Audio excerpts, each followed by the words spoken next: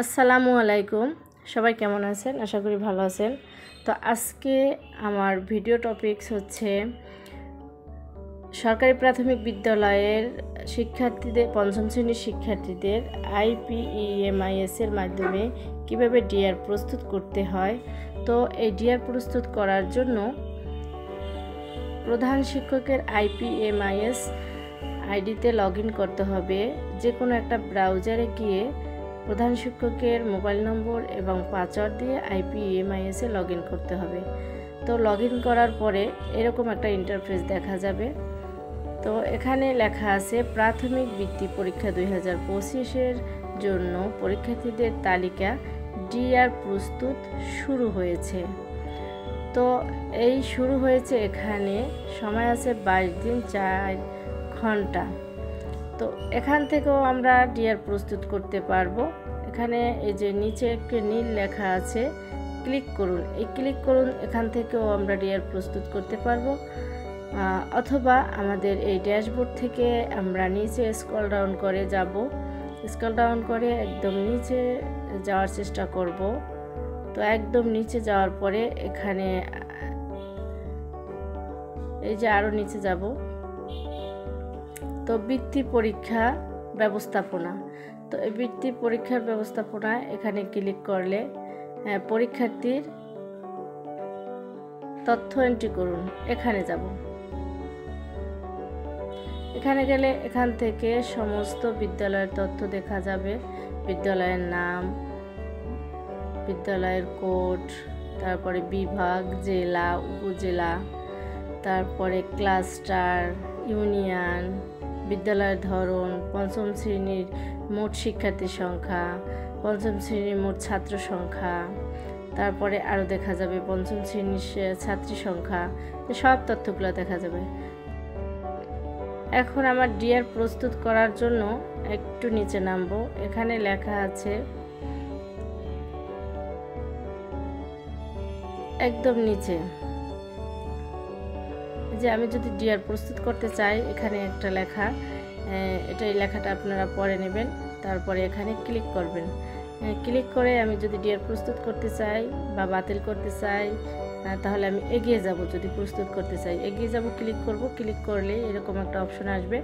তো এখানেও বিদ্যালয়ের শিক্ষার্থীর সংখ্যা দেখা যাবে। তারপর আমি তো প্রস্তুত করি নাই, যার জন্য মোট শিক্ষার্থী, তারপর ছাত্র সংখ্যা, ছাত্রী সংখ্যা, এগুলো সব শুনো দেখাইতেছে। তো এরকম সবারই দেখাবে। তো আমি যদি শিক্ষার্থীর সংখ্যা প্রস্তুত করি, তাহলে পরীক্ষার্থীর এই যে নিচে পরীক্ষার্থীর তালিকা, ওই তালিকা ওইখানে ক্লিক করলে আমরা শিক্ষার্থীর তথ্য দিয়ে ডিআর প্রস্তুত করতে পারবো। তো আমি যেহেতু করি নাই, যার জন্য নিচের সবগুলো কোনো রেকর্ড পাওয়া যায়নি, এরকম একটা অপশন দেখা গেছে। এখন আমি ডিআর প্রস্তুত করার জন্য পরীক্ষার্থীদের তালিকা এই পাশেটায় ক্লিক করব। তো ক্লিক করলে এরকম অপশন দেখা যাবে, পরীক্ষার্থীর যোগ করুন। তো এখানে আছে নাম ইংরেজিতে, এখানে তার জন্ম নিবন্ধন অনুযায়ী, নাম বাংলায়, তার জন্ম নিবন্ধনে যেভাবে আছে ওভাবেই হবে। তো ছাত্র না ছাত্রী সেটা নির্বাচন করতে হবে পাশেটা ক্লিক করে। তো পিতার নাম পিতার আইডি কার্ড অনুযায়ী নির্বাচন করতে হবে। তার আইডি কার্ডে যা আছে তাই। মাতার নাম মাতার আইডি কার্ড অনুযায়ী। জন্ম তারিখ, এখানে শিক্ষার্থীর জন্ম তারিখ নির্বাচন করতে হবে। স্থায়ী ঠিকানা, শিক্ষার্থীর জন্ম নিবন্ধনে যে স্থায়ী ঠিকানা আছে সেটাই দিতে হবে। তো ধর্ম এখানে ক্লিক করে ধর্ম নির্বাচন করতে হবে। তারপরে আছে মাধ্যম, বাংলা না ইংরেজি, সেটা ওই পাশে ক্লিক করে বাংলা ইংরেজি এটা নির্বাচন করতে হবে। তারপর নিচে স্ক্রল ডাউন করে যেতে হবে।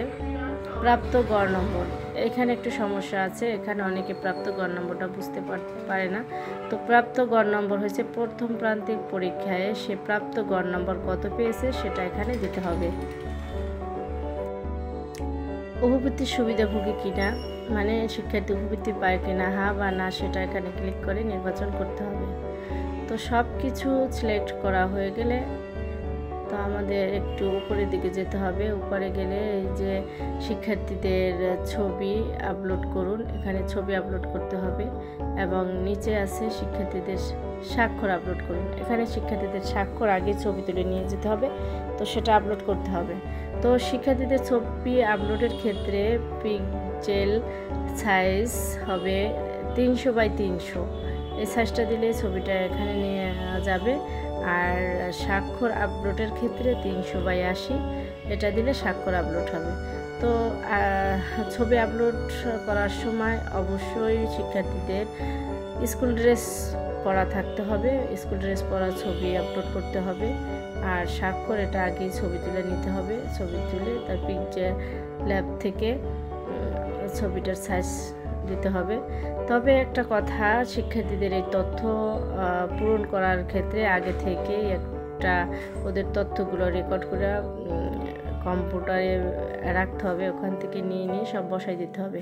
তো সব কিছু হয়ে গেলে এখানে সাবমিট অপশন আছে, এই সাবমিটে যদি আমি সাবমিট করি তাহলে সাবমিট হয়ে যাবে। আর যদি কোনো ভুলবশত কারণে আমি সাবমিট করতে না চাই তাহলে এই যে নিচে বাতিল অপশন আছে, বাতিলে ক্লিক করলে বাতিল হয়ে যাবে।